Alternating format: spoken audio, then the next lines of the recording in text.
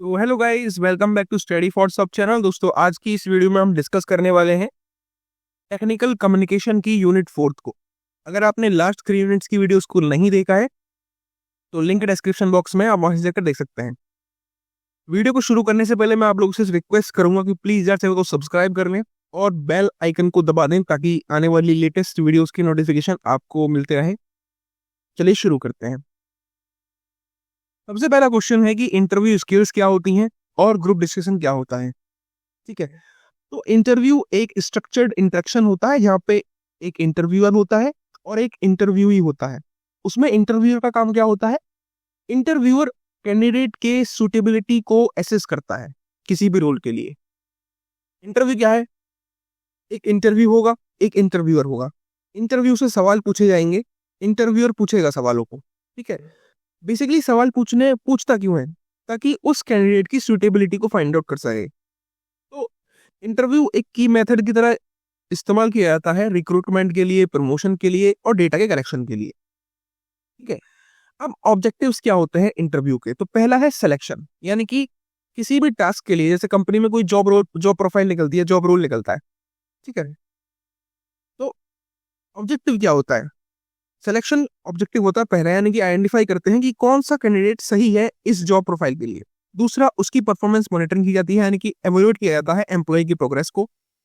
तीसरा, इंफॉर्मेशन का कलेक्शन किया जाता है, यानी कि कैंडिडेट्स के इनसाइट्स जो हैं वो निकाले जाते हैं। इंफॉर्मेशन को एक्सचेंज किया जाता है, यानी कि जो एम्प्लॉयर और कैंडिडेट के बीच की जो एक्सपेक्टेशंस हैं उनको क्लियरिफाई करता है इंटरव्यू। फिर काउंसलिंग में भी हेल्प करता है इंटरव्यू, की गाइड करता है एम्प्लॉयज को इम्प्रूवमेंट के लिए। ठीक, आई होप इतना समझ गए होंगे। अब स्किल्स और एट्रीब्यूट्स क्या क्या होने चाहिए किसी भी एम्प्लॉय के अंदर। तो पहली है टेक्निकल स्किल्स होने चाहिए उसके अंदर, यानी कि जिस इंडस्ट्री में वो काम कर रहा है उसके रिगार्डिंग नॉलेज होनी चाहिए। ठीक है, एग्जाम्पल, चाहे आईटी में बात काम कर रहा हो, चाहे फाइनेंस में काम कर रहा हो, चाहे इंजीनियरिंग में काम कर रहा हो, उसके रिगार्डिंग टेक्निकल स्किल्स होनी चाहिए। दूसरा, उसके पास एनालिटिकल स्किल्स होनी चाहिए, यानी कि प्रॉब्लम सॉल्विंग स्किल्स हो, डिसीजन मेकिंग एबिलिटीज हो। तीसरा, उसकी मेंटल एजिलिटी होनी चाहिए, यानी कि वो कॉम्प्लेक्स और चेंजिंग एनवायरनमेंट के साथ अडेप्ट कर पाए, ऐसा उसका माइंडसेट होना चाहिए। कम्युनिकेशन स्किल्स अच्छी होनी चाहिए, जिससे कि वर्बल और रिटन इंटरेक्शंस जो हैं वो इफेक्टिव बन जाएंगी। इंटरपर्सनल स्किल्स होनी चाहिए जो कि हेल्प करेंगी कलीग्स और सुपीरियर्स के साथ रिलेशनशिप बिल्ड करने में। फ्लेक्सिबिलिटी और एडेप्टेबिलिटी होनी चाहिए, जिससे कि वो बंदा नए चैलेंजेस और वर्क एनवायरनमेंट के साथ एडजस्ट कर पाए। सेवन, उसके अंदर लीडरशिप और मैनेजमेंट की क्वालिटी होनी चाहिए, यानी कि उसको प्लान करना आना चाहिए, ऑर्गेनाइज करना आना चाहिए और इंस्पायर करना आना चाहिए टीम को। तो ये कुछ स्किल्स और एट्रीब्यूट्स हैं किसी भी एम्प्लॉय के। अब स्टेप्स क्या हैं जिनके थ्रू हम प्रिपेयर कर सकते हैं किसी भी इंटरव्यू के लिए? तो पहला है सेल्फ एनालिसिस, यानी कि हम आइडेंटिफाई करेंगे अपनी स्ट्रेंथ्स और वीकनेस को। ठीक, रिलेवेंस चेक करेंगे, यानी कि हम अलाइन करेंगे अपनी स्किल्स को जॉब की प्रोफाइल के हिसाब से। ये स्टेप्स है जो हम किसी भी इंटरव्यू के लिए प्रिपेयर करके जाते हैं। पहले हम अपने आप को चेक करते हैं कि हमारी स्ट्रेंथ्स क्या है, हमारी वीकनेस क्या है। उसके बाद हम रिलेवेंस चेक करते हैं, यानी कि हम अलाइन करते हैं अपनी स्किल्स को जॉब के रोल के हिसाब से। फिर हम करते हैं कंपनी का रिसर्च। ठीक है, किसी भी कंपनी में अगर आप इंटरव्यू देने जाते हैं तो उसके रिसर्च या उसके बारे में पढ़ के जाइए पहले कुछ, उसकी कंपनी के हिस्ट्री के बारे में, उस कंपनी की गोल के बारे में, ताकि आप बेहतर तरीके से प्रेजेंट कर पाए अपने आप को। ठीक है, फोर्थ, मॉक क्वेश्चंस भी आप प्रिपेयर करें आंसर्स उन कॉमन इंटरव्यू क्वेश्चंस के लिए जो कि मोस्टली पूछे जाते हैं। फिफ्थ, नेटवर्किंग करें, यानी कि स्पीक, मतलब बात करें कंपनी के एम्प्लॉयज से और पब्लिश मटेरियल्स के रिव्यू करें उन जो कंपनी के रिगार्डिंग है। तो ये कुछ स्टेप्स होते हैं इंटरव्यू को प्रिपेयर करने के लिए। बात करते हैं ग्रुप डिस्कशन की। तो ग्रुप डिस्कशन क्या होता है? ये ग्रुप मतलब एक ग्रुप में बैठ के डिस्कशन हो रहा है, उसको बोलेंगे ग्रुप डिस्कशन। तो ये एक इंटरैक्टिव कम्युनिकेशन मॉडल होता है जहाँ पे प्रोफेशनल्स एक टॉपिक देते हैं बच्चों को और या लोगों को, उस टॉपिक के ऊपर आइडियाज को एक्सचेंज किया जाता है, प्रॉब्लम्स उस टॉपिक के रिगार्डिंग एनालाइज की जाती हैं और उसके बाद एक कंसेंसस पे पहुंचा जाता है। ठीक है, तो ग्रुप डिस्कशन क्या है? ये एक इंटरैक्टिव कम्युनिकेशन मेथड है जहाँ पे प्रोफेशनल्स जो हैं वो टॉपिक डिस्कस करते हैं आइडियाज को एक्सचेंज करने के लिए, प्रॉब्लम्स को एनालाइज करने के लिए और एक कंक्लूजन पे पहुंचने के लिए। ग्रुप डिस्कशन इवेलुएट करता है पार्टिसिपेंट्स की कम्युनिकेशन को, लीडरशिप को, एनालिटिकल और टीम वर्क स्किल्स को। ठीक है, अब डू एंड डोंट्स क्या है ग्रुप डिस्कशन के? सबसे पहले डू डिस्कस कर लेते हैं। तो क्लियरली डिफाइन करो टॉपिक को और उसकी इम्प्लीकेशंस को इम्प्लाई करो या एनालाइज करो। इनिशिएट करो और कंट्रीब्यूट करते रहो डिस्कशन को मीनिंगफुली। एक्टिवली लिसन करो दूसरों को और उनके भी व्यू पॉइंट्स को एक्नॉलेज करो। एनकाउंटर करो क्वाइटर मेंबर्स को कि वो पार्टिसिपेट करें या एनकरेज करो। इंटरवीन करो पोलाइटली जब भी नेसेसरी हो। समराइज करो दूसरों के व्यूज को भी before presenting your own. Concise रहो, लॉजिकल रहो और टू द पॉइंट रहो। दूसरों की रेस्पेक्ट करो, उनके पर्सपेक्टिव की रेस्पेक्ट करो, उनके वैलिड पॉइंट्स को भी एक्नॉलेज करो। और आपका जब ग्रुप डिस्कशन हो तो उसमें एक एम होना चाहिए कि आप लीड करेंगे ग्रुप को कंक्लूजन की तरफ। 10th एम्फसाइज करो सिग्निफिकेंट पॉइंट्स को बेटर क्लैरिटी के लिए। तो ये डू एंड डोंट्स हैं ग्रुप डिस्कशन में। मतलब टू क्या करना है, एक्टिवली सुनना है सामने वाले बंदे को कि उसकी व्यू पॉइंट्स क्या है। उस जो बंदे चुप है उनको भी एनकरेज करना है कि वो पार्टिसिपेट करे। पोलाइटली किसी चीज के रिगार्डिंग आपको कोई पॉइंट को समझ नहीं आ रहा है या उसके रिगार्डिंग कोई प्रॉब्लम है तो क्वाइटली पूछ लो, पोलाइटली पूछ लो, ठीक है। अब डोंट्स क्या है, ग्रुप डिस्कशन के दौरान असर्टिव या एग्रेसिव मत हो, गुस्से में मत बोलो या एकदम तेज से मत बोलो। डोंट डोमिनेट और टेक ओवर डिस्कशन, डोमिनेट मत करो डिस्कशन को, ठीक है। पर्सनल रिमार्क्स तो बिल्कुल भी मत करो ग्रुप डिस्कशन के दौरान। पूरी तरीके से ग्रुप डिस्कशन हुआ नहीं है कंक्लूजन की तरफ मत भागो बिना किसी प्रॉपर एनालिसिस के। Avoid speaking for too long या फिर मोनोटोन टोन में बात करने के लिए, मतलब अवॉइड करो ऐसा चीजें। अपनी वॉइस को रेज मत करो, अननेसेसरी और मम्बल मत करो। रिफ्रेन करो एक्सेसिव पिलर्स की, जैसे कि इस तरीके से आप मत बोलो उससे कि आप बहुत अच्छे नहीं लगते हो। ये डू एंड डोंट्स हैं ग्रुप डिस्कशन के। ऑब्जेक्टिव्स क्या होते हैं ग्रुप डिस्कशन के, तो ग्रुप डिस्कशन का ऑब्जेक्टिव होता है सॉल्यूशन को जनरेट करना, ठीक है। यानी कि ब्रेनस्टॉर्मिंग के थ्रू प्रॉब्लम सॉल्विंग स्किल्स को इसके अंदर लगाया जाता है ताकि एक सॉल्यूशन मिल जाए। पर्सपेक्टिव्स को एक्सपेंड करता है ग्रुप डिस्कशन, यानी कि जो पार्टिसिपेंट्स है वो दूसरे लोगों के व्यू पॉइंट्स के बारे में भी समझ पाते हैं। एनहेंस करता है कम्युनिकेशन को, यानी कि क्लैरिटी और कॉन्फिडेंस जो है वो इंप्रूव हो जाती है हमारे आइडियाज में, हम उसको एक्सप्रेस करते हैं।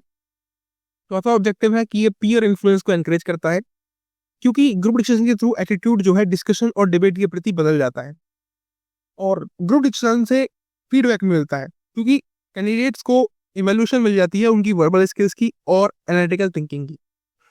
बात करते हैं टाइप ऑफ ग्रुप डिस्कशन की, तो कितने टाइप्स में हमने इवैल्यूएशन को बांट रखा है, एक एक करके पढ़ते हैं। तो मेथड ऑफ कंडक्ट के बेसिस पर हमने बांटा है 4 टाइप में।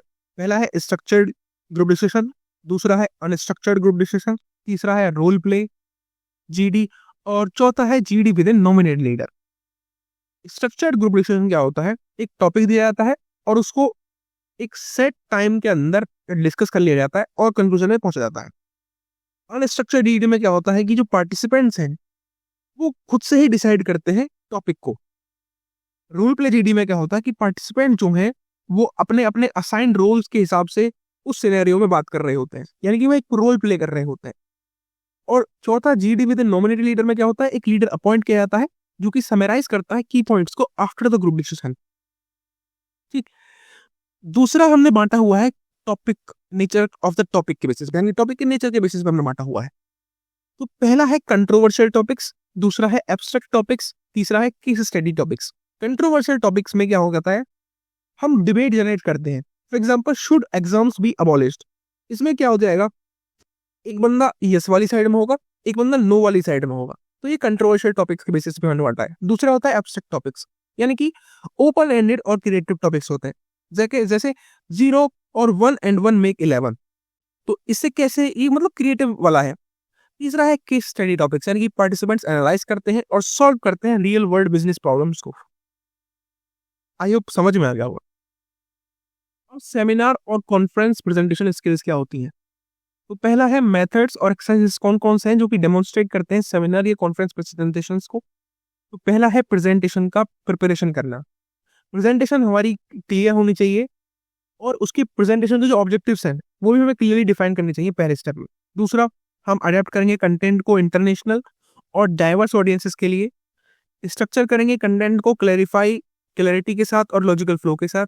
हम थियोरेटिकल स्ट्रेटजीज को भी अपनाएंगे ताकि ऑडियंस को एंगेज किया जा सके। हम डेवलप करेंगे इफेक्टिव विजुअल एड्स को ताकि की पॉइंट सपोर्ट किया सके। तो ये है प्रेजेंटेशन प्रिपरेशन। दूसरा स्टेप है स्पीकर प्रेजेंटेशन टेक्निक्स, यानी कि वॉइस की जो क्वालिटी है वो इंप्रूव करेंगे, प्रोनाउंसिएशन को इंप्रूव करेंगे और कॉन्फिडेंस को इंप्रूव करेंगे। दूसरा, हम बॉडी लैंग्वेज को भी इस्तेमाल करेंगे एंगेजमेंट जो है जो हमारे सुनने वाले हैं उनको एनहांस करने के लिए। ठीक, हम मिनिमाइज करेंगे डिस्ट्रैक्टिव जेस्चर्स को और एक नर्वस मैनरिज्म्स को। हम थिंक करेंगे क्विकली और सिंप्लीफाई करेंगे रेस्पॉन्सेस को जब जब नेसेसरी हुआ। ये स्पीकर प्रेजेंटेशन टेक्निक्स होती है। और एक स्ट्रॉन्ग मैसेज डिलीवर करेंगे जो रिजोनेट करेगा ऑडियंस के साथ। तीसरा है इन्फ्लुएंसिंग द ऑडियंस। तो जब आप बोलने जाओगे या सेमिनार में जाओगे तो पहला इंप्रेशन जो है आपका स्ट्रॉन्ग होना चाहिए। आप परसुएसिव और एंगेजिंग लैंग्वेज का इस्तेमाल करेंगे जिससे कि जो आपके सुनने वाले हैं वो भी आपके साथ एंगेज रहें। आप डिलीवर करेंगे की मैसेजेस को फर्स्ट 50 सेकंड 60 सेकंड्स के अंदर में। पहले 1 मिनट में ही आप की मैसेजेस को डिलीवर कर देंगे। थ्रू आउट द जो सेमिनार है उसमें आप आई कॉन्टेक्ट मेंटेन करके रखेंगे और जेस्चर्स को भी इफेक्टिवली यूज करेंगे।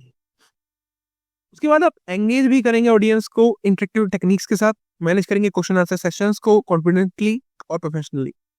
तो ये इस तरीके से आप सेमिनार्स को इन्फ्लुएंस कर सकते हैं।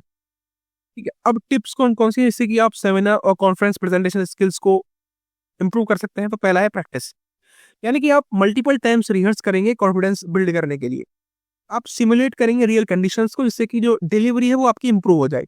दूसरा, आप अपनी नर्वसनेस को कन्वर्ट करेंगे एंथुसियाज्म में, यानी कि जो हमारी नर्वस एनर्जी है उसको पैशन फॉर द टॉपिक में आप चैनल कर देंगे, आप बदल देंगे। आप यूज करेंगे म्यूजिक का, मोटिवेशनल टेक्निक्स का अपने कॉन्फिडेंस को बूस्ट करने के लिए। तीसरा, आप दूसरों की प्रेजेंटेशंस को भी अटेंड करेंगे, यानी कि ऑब्जर्व करेंगे डिफरेंट प्रेजेंटेशंस की स्टाइल्स को, समझेंगे ऑडियंस की एक्सपेक्टेशन को और उसके हिसाब से अडेप्ट करेंगे अकॉर्डिंगली। ठीक है। Fourth, arrive early. तो जब भी आप सेमिनार में जाओ या कॉन्फ्रेंस में जाओ तो आप पहले पहुंच जाओ जल्दी वहां से, यानी कि फैमिलाइज कर लो अपने आप को वेन्यू के हिसाब से। आप अपने इक्विपमेंट्स को सेटअप कर लो और एक स्मूथ स्टार्ट इंश्योर करो। फिफ्थ है कि आप अडेप्ट करो एनवायरनमेंट के साथ, यानी कि माइक्रोफोन की टेस्ट करो, लाइटिंग की टेस्ट करो, सीटिंग अरेंजमेंट्स को टेस्ट करो और मिनिमाइज करो पोटेंशियल डिस्ट्रक्शंस को और उसके हिसाब से एडजस्ट करो। सिक्स्थ है इंटरेक्ट करो ऑडियंस के साथ। जब भी आप वहाँ पे जाओगे किसी भी सेमिनार को अटेंड करने या सेमिनार में बोलने, तो पहला क्या काम करना है, ग्रीट करना है और एंगेज करना है अटेंडीज के साथ जो उसको अटेंड करने आए हैं बिफोर स्टार्टिंग, जिससे कि एक रैपर्ट और करेक्शन मिल जाता है। डीप ब्रीथिंग टेक्निक्स को यूज करो जिससे कि आपका जो स्ट्रेस है वो रिड्यूस हो जाए, रिलैक्स रहने में मदद करेगा। एक स्टडी पेस को मेंटेन करो बोलते टाइम। एट्थ, स्माइल के साथ और कॉन्फिडेंस के साथ बोलो, यानी कि स्माइलिंग जो है वो एनहेंस कर देता है आपकी अप्रोचेबिलिटी को और कॉन्फिडेंस को। पॉजिटिविटी जो है वो हेल्प करती है स्ट्रॉन्ग ऑडियंस कनेक्शन को स्टैब्लिश करने के लिए। अगर आप इन सारी टेक्निक्स को मास्टर कर लेते हैं तो प्रेजेंटर जो होगा वो इफेक्टिवली एंगेज कर सकता है अपनी ऑडियंस के साथ और एक इम्पैक्टफुल सेमिनार भी डिलीवर कर सकता है या कॉन्फिडेंस प्रेजेंटेशन डिलीवर कर सकता है। तो ये कुछ स्टेप्स हैं। बात करते हैं आर्ग्यूमेंटेशन स्किल्स क्या होती हैं। तो आर्ग्यूमेंटेशन की डेफिनेशन के बारे में बात करें तो आर्ग्यूमेंटेशन मतलब एक दूसरे से वाद विवाद करना। वाद विवाद, argumentation is the process of formulating, presenting and analyzing arguments to support a particular point of view। तो एक प्रोसेस होता है जिससे आप फॉर्मुलेट करते हो, प्रेजेंट करते हो और आर्ग्यूमेंट्स को एनालाइज करते हो ताकि आप किसी भी पार्टिकुलर पॉइंट ऑफ व्यू को सपोर्ट कर सको। तो ये कैसा प्रोसेस होता है। ठीक है, आर्ग्यूमेंट क्लोजली लिंक्ड होता है रीजनिंग के साथ, क्रिटिकल थिंकिंग के साथ, क्योंकि लॉजिकल एनालिसिस की रिक्वायरमेंट होती है, स्ट्रक्चर्ड कम्युनिकेशन की रिक्वायरमेंट होती है जब आप आर्गुमेंटेशन कर रहे होते हो। तो इस तरीके से क्रिटिकल थिंकिंग भी रिलेशन के साथ रहता है आर्गुमेंटेशन में। आर्गुमेंटेशन क्या है बेसिकली, आर्गुमेंटेशन एक प्रोसेस है जहाँ पे आप अपने आइडियाज को प्रेजेंट करते हो, अपने आइडियाज को फॉर्मुलेट करते हो। ठीक है, और आर्गुमेंट्स को एनालाइज करते हो एक पर्टिकुलर पॉइंट ऑफ व्यू को सपोर्ट करने के लिए। आर्गुमेंटेशन हिंदी में क्या बोलते हैं हम लोग बोलते हैं तर्क, तर्क करना। आई होप इतना आप समझ गए होंगे। कौन कौन सी तरीके हैं जिनसे आप आर्गुमेंटेशन स्किल्स को इंप्रूव कर सकते हैं। तो पहला है रिमेन काम एंड कंपोज, यानी कि आपको काम रहना है और कंपोज रहना, अवॉइड करने हैं अपने इमोशनल रिएक्शंस को, मेंटेन करना है एक रेशनल और रेस्पेक्टफुल अप्रोच, दूसरों के आर्गुमेंट्स को भी समझना है और उनके कंट्रास्टिंग व्यू पॉइंट्स को भी इन्वॉल्व करना है। दूसरा, आर्गुमेंटेशन को एक लर्निंग प्रोसेस की तरफ समझो, यानी कि जब आप डिस्कशन में आर्गुमेंट करो तो एक नया पर्सपेक्टिव आपको समझ में आना चाहिए, इवन इफ यू डिसएग्री। तीसरा, अपने जो व्यूज हैं, अपने जो मत हैं, उनको दूसरों पे इम्पोज ना करो। ठीक है, इफेक्टिव आर्गुमेंट वही होती है जो म्यूचुअल अंडरस्टैंडिंग पे चलती हो, न कि फोर्सफुल परसुएशन पे। फोर्थ, प्रैक्टिस करो एक्टिव लिसनिंग, यानी कि फोकस करो understanding different view points rather than dominating the conversation. आप कॉमन ग्राउंड फाइंड आउट कर सकते हैं, डेवलप कर सकते हैं कंस्ट्रक्टिव आर्गुमेंट्स को। फिफ्थ, अपोलोजाइज और फॉरगिव जब भी नेसेसरी हो। अगर पर्सनल डिस्कशन में मिस्टेक्स हो जाती हैं तो आप अपोलोजाइज करो और एक हेल्दी कम्युनिकेशन की तरफ लीड कर जाओ। दूसरा, प्रेशर मत करो दूसरों को अनकंफर्टेबल पोजीशंस के अंदर। ठीक है, तो ये कीज हैं अपनी आर्गुमेंटेशन स्किल्स को इम्प्रूव करने के लिए। बात करते हैं कोहेजन क्या होता है आर्गुमेंटेशन के अंदर। तो कोहेजन एक लॉजिकल फ्लो होता है और एक कनेक्टेडनेस होती है आइडियाज की स्पीच और राइटिंग में। कोहेजन एंश्योर करता है स्मूथ ट्रांजिशन और क्लैरिटी कम्युनिकेशन के अंदर। अब मेथड्स क्या है कोहेजन को अचीव करने के लिए?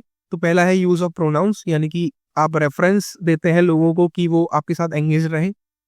ही, शी, दे, इट, आप जब आप ऐसा बोलते हैं ना बात करते टाइम, तो एक करेक्टेडनेस और लॉजिकल फ्लो आता है।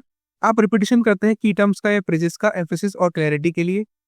तीसरा, आप ट्रांजिशनल वर्ड्स का यूज करते हैं, जैसे कि however, therefore, in contrast, similarly, etcetera. आप पैरेलल सेंटेंस स्ट्रक्चर्स को यूज करते हैं कंसिस्टेंसी को मेंटेन करने के लिए। ठीक, आप मेंटेन करते हैं कंसिस्टेंसी को। बात करते हैं एम्फेसिस क्या होता है आर्गुमेंटेशन के अंदर। तो एम्फेसिस एक टेक्निक होती है जहां पे आप की पॉइंट्स को हाईलाइट करते हैं ताकि आप उनको स्टैंड आउट बनाने में कामयाब हो जाए। एम्फेसिस मतलब एक टेक्निक है जहां पे आप की पॉइंट्स को हाईलाइट करेंगे और वो की पॉइंट्स आपके बिल्कुल स्टैंड आउट हो जाएंगे। ठीक, मेथड्स ऑफ एम्फेसिस क्या है कि आप रिपीटेशन करते हैं इंपॉर्टेंट वर्ड्स का और फ्रेजेस का। आप जो अपनी वर्ड प्लेसमेंट है उसको पोजीशन की आइडियाज पे प्रोमिनेंटली यूज करते हैं। आप वोकल स्ट्रेस देते हैं अपनी स्पीच के अंदर और इंपॉर्टेंट पॉइंट्स को हाईलाइट करते हैं। आप पॉजेस और इंटोनेशन लेंगे ताकि आपकी जो क्रिटिकल आर्गुमेंट्स है उसके अंदर वजन आए। तो ये एम्फेसिस है आर्गुमेंटेशन के अंदर। बात करते हैं क्रिटिकल थिंकिंग क्या होती है आर्गुमेंटेशन के अंदर। तो क्रिटिकल थिंकिंग एक एबिलिटी होती है जिससे कि आप एनालाइज कर देते हैं इंफॉर्मेशन को लॉजिकली और वेल रीजन्ड जजमेंट दे पाते हैं। इसकी इंपॉर्टेंस क्या है? तो ये हेल्प करती है स्ट्रॉन्ग आर्गुमेंट्स को आइडेंटिफाई करने में, एविडेंस को एवेल्यूएट करने में और फ्लॉड रीजनिंग को रिकॉग्नाइज करने में। तो की क्रिटिकल थिंकिंग स्किल्स कौन कौन सी हैं? तो पहला है कि आप लॉजिकल कनेक्शंस को समझेंगे आइडियाज के बीच में। दूसरा, आप एवेल्यूएट करेंगे उसकी इंपॉर्टेंस को और रिलेवेंस को किसी भी आर्गुमेंट की। तीसरा, आप अप्रेज करेंगे आर्गुमेंट्स को और बिल्ड करेंगे आर्गुमेंट्स को इफेक्टिवली। चौथा, आप फॉलेसीज और इनकंसिस्टेंसीज जो है रीजनिंग के अंदर उनको आइडेंटिफाई करेंगे। ठीक, फिफ्थ है आप सिस्टमेटिक अप्रोचेस को अप्लाई करेंगे प्रॉब्लम सॉल्विंग के लिए। सिक्स्थ है आपके पास कि आप रिफ्लेक्ट करेंगे अपने पर्सनल बिलीव्स को ताकि आप ऑब्जेक्टिविटी को इंश्योर कर पाए। अगर आप आर्गुमेंटेशन स्किल्स को मास्टर कर लेते हैं, चाहे वो क्वेश्चन की बात करें, चाहे एम्फेसिस की बात करें, चाहे क्रिटिकल थिंकिंग की बात करें, तो इंडिविजुअल्स एक दूसरे के साथ इफेक्टिवली कम्युनिकेट कर सकते हैं, स्ट्रॉन्ग आर्गुमेंट्स प्रेजेंट कर सकते हैं और एक मीनिंगफुल डिस्कशन में एंगेज कर सकते हैं। अब मोड्स ऑफ डिस्कोर्स क्या होता है टेक्निकल कम्युनिकेशन के अंदर? तो डिस्कोर्स रेफर करता है डिफरेंट डिफरेंट वेज को जिनसे कि हम स्ट्रक्चर और प्रेजेंट करते हैं अपनी इन्फॉर्मेशन को, चाहे राइटिंग में ले लो चाहे स्पीच में ले लो।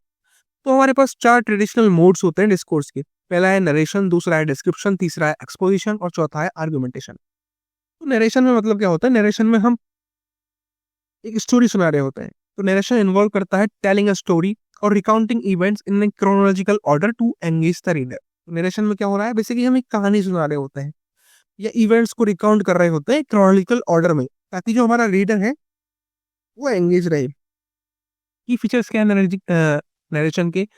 वो फिक्शनल भी हो सकता है, यानी कि चाहे नोवेल्स की बात करो, चाहे शॉर्ट स्टोरीज की बात करो, और नॉन फिक्शनल भी हो सकता है। नरेशन फोकस करता है प्लॉट के ऊपर, कैरेक्टर्स के ऊपर और सीक्वेंस ऑफ इवेंट के ऊपर। नरेशन में आप स्टोरी टेलिंग टेक्निक्स का यूज करते हैं जैसे कि डायलॉग, फ्लैशबैक्स और फोरशैडोइंग। इसका एग्जांपल क्या है?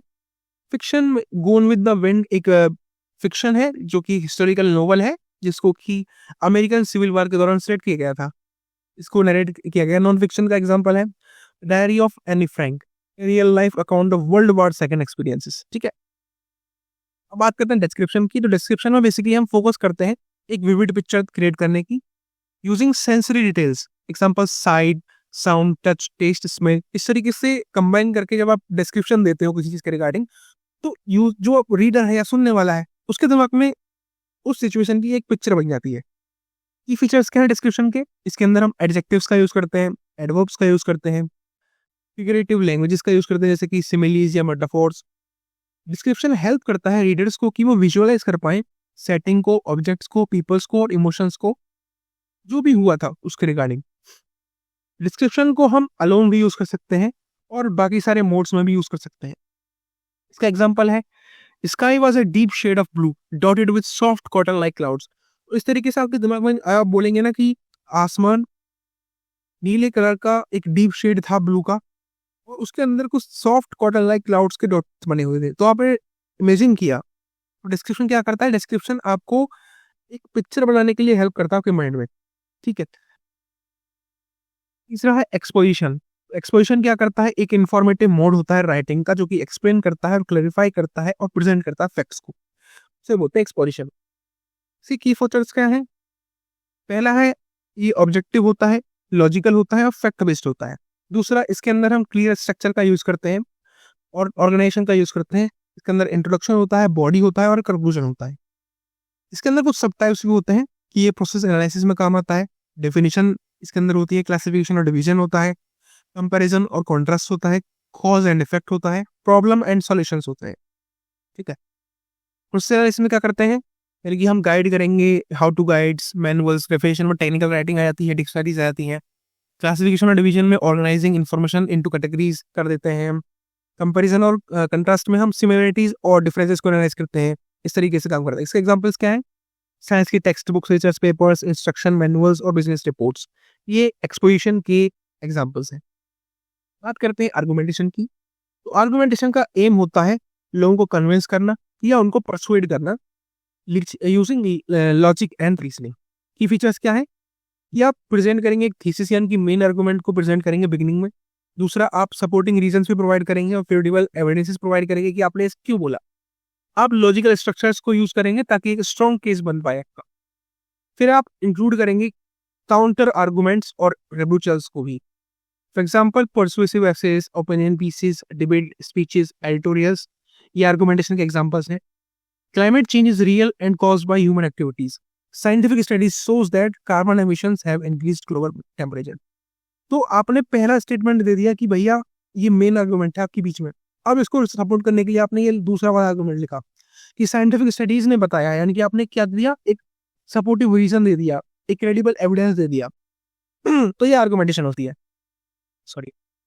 अब इफेक्टिव बिजनेस कम्युनिकेशन कॉम्पिटेंस क्या होता है? तो बिजनेस कम्युनिकेशन कॉम्पिटेंस एक एबिलिटी होती है जहां पे आप लैंग्वेज को इफेक्टिवली यूज करते हैं अपनी प्रोफेशनल सेटिंग्स में। तो इसके अंदर आप दोनों चीजें इंक्लूड कर सकते हैं, चाहे वो इम्प्लिसिट नॉलेज हो लैंग्वेज की और अपनी जो एबिलिटी है उसको अप्लाई करने की रियल वर्ल्ड बिजनेस कम्युनिकेशंस में।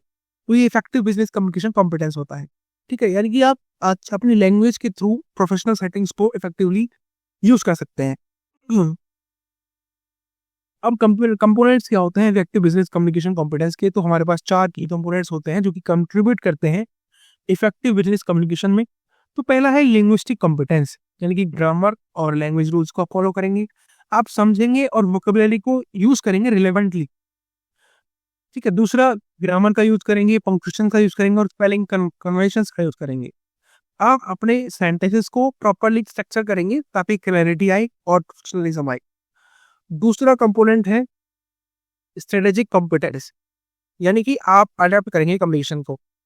आप चाइनीज को यूज करेंगे ताकि आप जो लैंग्वेज बैरियर्स है उनको ओवरकम कर सकें।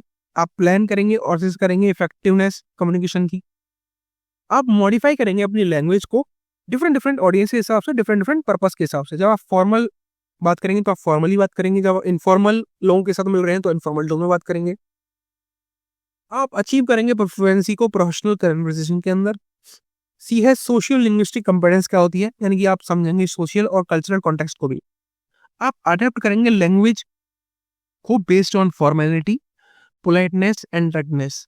रिकॉग्नाइज करेंगे नॉन वर्बल यूज को, जैसे कि बॉडी लैंग्वेज हो गया, फेशियल एक्सप्रेशन हो गया, टोन हो गया। आप समझेंगे कल्चरल रेफरेंसेस को, जैसे कि ईडियम्स, बिजनेस एटिकेट्स और ह्यूमर। ठीक। चौथा कंपोनेंट है डिस्कोर्स कॉम्पिटेंस, जिससे कि आप कम्युनिकेशन को ऑर्गेनाइज कर देते हैं इफेक्टिवली। तो डिस्कोर्स कॉम्पिटेंस में आप अपने आइडियाज को लॉजिकली और कोहेसिवली स्ट्रक्चर करते हैं, चाहे वो राइटिंग हो चाहे स्पीच हो। आप ट्रांजिशनल वर्ड्स का और फ्रेजेस का इस्तेमाल करते हैं फ्लो को बनाने के लिए। आप समझते हैं डिफरेंट फॉर्मेट्स ऑफ कम्युनिकेशन को, जैसे कि रिपोर्ट्स, ईमेल्स और प्रेजेंटेशंस। तो ये कंपोनेंट्स हैं इफेक्टिव बिजनेस कम्युनिकेशन के। आप एक बार स्क्रीनशॉट ले लीजिएगा और या फिर पॉज करके एक बार खुद से पढ़िएगा। ठीक। अगला है डिस्कोर्स कॉम्पिटेंस क्या होता है। तो डिस्कोर्स कॉम्पिटेंस होती है एबिलिटी से कि आप प्रोड्यूस कर देते हैं और कॉम्प्रिहेंड करते हैं रिटन या स्पोकन टेक्स्ट को डिफरेंट बिजनेस कम्युनिकेशन सेटिंग्स में। इसके की एस्पेक्ट्स क्या होते हैं? तो इसमें हम वर्ड्स को ऑर्गेनाइज करते हैं, फ्रेजेस को ऑर्गेनाइज करते हैं, सेंटेंसेस को ऑर्गेनाइज करते हैं इफेक्टिवली। हम अपनी कम्युनिकेशन को डिफरेंट डिफरेंट फॉर्मेट्स में स्ट्रक्चर करते हैं, चाहे वो ईमेल हो, रिपोर्ट्स हो, स्पीचेस, मीटिंग्स हो, एक्सेट्रा।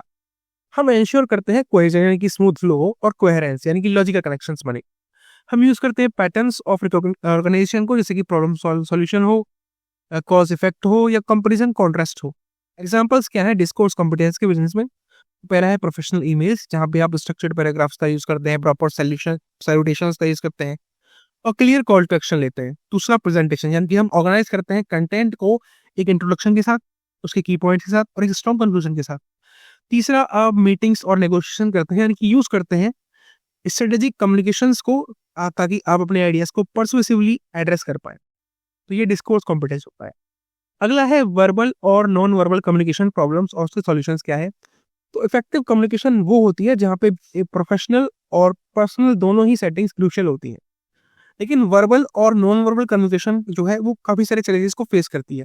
वर्बल यानी कि ओरल या रिटन, और नॉन वर्बल बताएंगे आपको धीरे धीरे। तो प्रॉब्लम्स क्या है वर्बल कम्युनिकेशन के अंदर?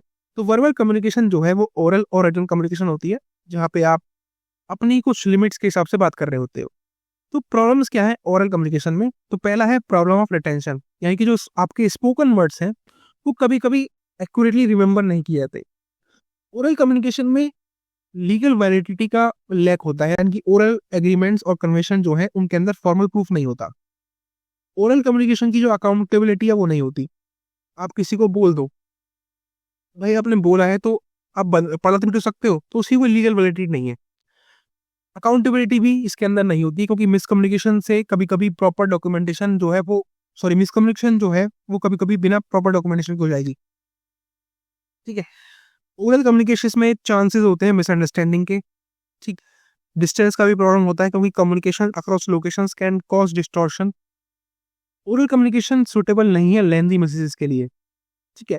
ओरल कम्युनिकेशन में प्लानिंग नहीं होती है, क्योंकि ये स्पॉन्टेनियस होती है और इसको हमेशा स्ट्रक्चर नहीं किया सकता।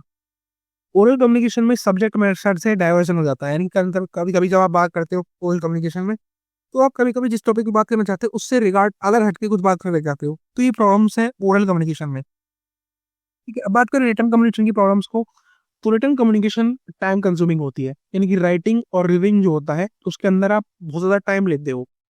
बोल तो आप ऐसे दोगे लेकिन लिखने में टाइम लगता है। रिटन कम्युनिकेशन एक्सपेंसिव होती है, क्योंकि इसमें प्रिंटिंग और डिस्ट्रीब्यूटेड डॉक्यूमेंट्स का भी यूज होता है। इसके अंदर फीडबैक का प्रॉब्लम होता है, क्योंकि इसमें इंस्टेंट रेस्पॉन्स नहीं आता है, इसमें इंस्टेंट क्लैरिफिकेशन भी नहीं आता है। इसके अंदर राइटर्स को प्रॉब्लम्स होती है, क्योंकि अगर राइटिंग स्किल्स उनकी अच्छी नहीं है तो उससे कंफ्यूजन क्रिएट होता है।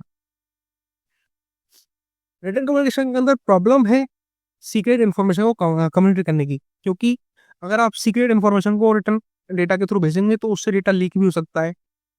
बात करते हैं प्रॉब्लम्स क्या है नॉन वर्बल कम्युनिकेशंस में। तो पहली है प्रॉब्लम ऑफ मिसअंडरस्टैंडिंग, यानी कि जब आप अपने जेस्चर से फेशियल एक्सप्रेशन के थ्रू बात कर रहे होते हैं तो कभी कभी उनको डिफरेंट तरीके से भी लिया जा सकता है। आप अपनी बॉडी लैंग्वेज को फेक करते हैं तो वो भी समझ में आ जाती है, क्योंकि कभी कभी पीपल जो है वो मिस रिप्रेजेंट कर देते हैं अपने इमोशंस को गेस्चर्स के हिसाब से। प्रॉब्लम ऑफ परसेप्शन इसके अंदर, यानी कि डिफरेंट कल्चर्स जो है वो इंटरप्रेट करते हैं बॉडी लैंग्वेज को डिफरेंटली। नॉन वर्बल कम्युनिकेशन में इरिटेशन एक बहुत बड़ा प्रॉब्लम है। अगर आप ओवर यूज करेंगे जेस्चर्स का, एक्सेसिव आई कांटेक्ट बनाएंगे तो उससे डिस्कम्फर्ट होगा। इसके अंदर प्रॉब्लम है क्वालिटी कम्युनिकेशन का, क्योंकि नॉन वर्बल जो है वो अकेला डिटेल मैसेज को कन्वे नहीं कर सकता। तो ये प्रॉब्लम है नॉन वर्बल कम्युनिकेशन के अंदर। अब सॉल्यूशंस क्या है? तो पहला है वर्बल कम्युनिकेशन के सॉल्यूशंस क्या है कि आप पहला सॉल्यूशन है कि आप कम्युनिकेशन को शेड्यूल करेंगे, यानी कि अपनी मीटिंग्स को प्लान करेंगे, डिस्कशन को प्लान करेंगे ताकि क्लैरिटी आए। आप पहले उसको लिखेंगे, यानी राइट इट आउट फर्स्ट, यानी कि स्ट्रक्चर करेंगे थॉट्स को राइटिंग में बिफोर स्पीकिंग। उससे कि आपकी जो क्लैरिटी है वो इम्प्रूव हो जाएगी। थर्ड है, आप एक ट्रायल ब्लेज करेंगे, यानी कि आप क्लियर कम्युनिकेशन गाइडलाइंस सेट करेंगे टू अवॉइड मिसअंडरस्टैंडिंग्स।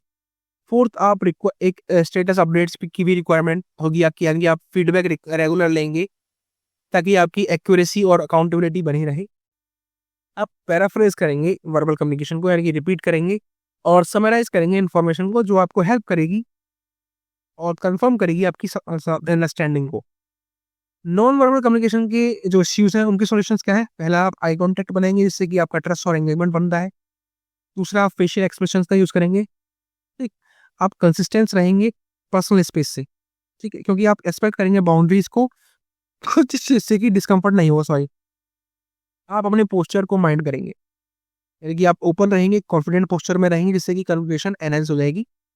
आप अवेयर रहेंगे टोन्स और साउंड के हिसाब से भी, यानी कि टोन जो है आपकी वो मैच करनी चाहिए इंटेंडेड मैसेज के साथ, जिससे कि कंफ्यूजन ना हो।